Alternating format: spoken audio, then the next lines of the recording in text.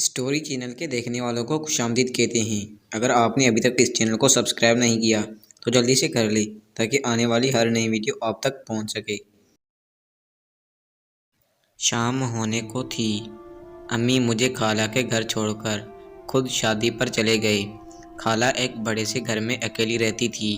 ان کا شوہر اکثر دوسرے شہر کام کے سلسلے میں گیا ہوتا، مہینہ یا 15 دن بعد واپس آتا۔ مجھے دیکھتے ہی خالہ خوشی سے سرشار ہو گئی، گلے سے لگا کر پیار کرنے لگی اور وہاں جاتے ہی میرا رویہ بدل گیا۔ شام ہونے کو تھی، میں نے کھانا کھایا، ساتھ ہی خالہ نے میرے لیے اپنی نوکرانی سے کہہ کر اپنے ہی کمرے میں ایک الگ بیڈ لگوا کر اس پر بستر سیٹ کروا دیا۔ مجھے حیرت ہوئی تھی کیونکہ جب کمرے میں ایک ڈبل بیڈ موجود تھا تو میرے لیے الگ لگوانے کی کیا ضرورت تھی، لیکن خیر میں نے اس چیز کو سرسری سوچ سمجھ کر نظر انداز کر دیا۔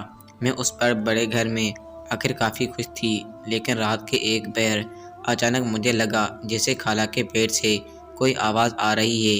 میں ایک دم ڈر گئی، چادر منہ پر ڈال لی، لیکن یہ آواز بڑھتی جا رہی تھی۔ مجھے ایسا لگا جیسے کمرے میں ہم دونوں کے علاوہ کوئی تیسرا موجود ہے۔ میرے دل کی دھڑکن ذرا دیر کو تیز ہو گئی۔ کمرے میں گھپ اندھیرا تھا۔ میں نے فوراً خالہ کو آواز لگائی، خالہ مجھے لگ رہا ہے کمرے میں کوئی اور ہے۔ خالہ نے بڑے ہی پیار سے جواب دیا، نہیں بیٹی، کمرے میں کون ہو سکتا ہے، بس ہم دونوں ہی تو ہیں۔ خالہ کی بات پر مجھے تسلی نہیں ہوئی۔ میں نے دوبارہ خالہ سے کہا لائٹ جلا دے، تب انہوں نے یہ کہہ کر ٹال دیا کہ مجھے روشنی میں نیند نہیں آتی۔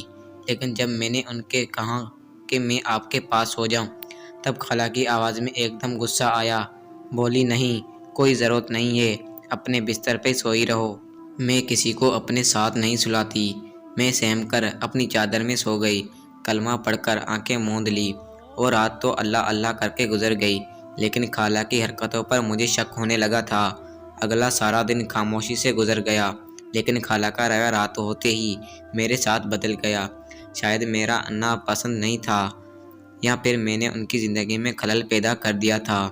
خالہ کی عمر اس وقت تقریباً 35 سال ہوگی۔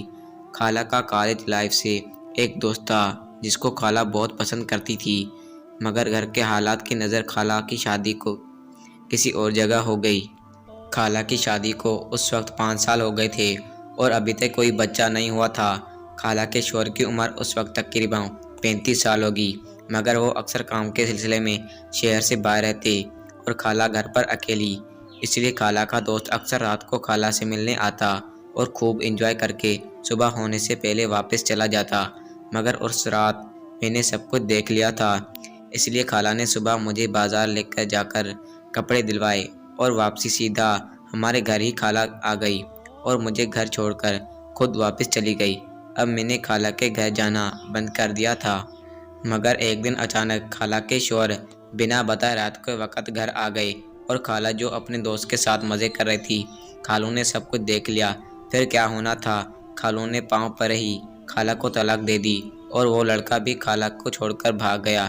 خالہ اب اپنا خوشحال اور بسا بسایا گھر اپنے ہی ہاتھوں برباد کر بیٹھی۔ اس لیے تو کہتے ہیں کہ شوہر کی غیر موجودگی میں عورت ہی اپنی عزت و آبرو کو خود کفیل ہوتی ہے۔ اگر خود عورت نہ چاہے تو کوئی انسان اس کی طرف دیکھ بھی نہیں سکتا۔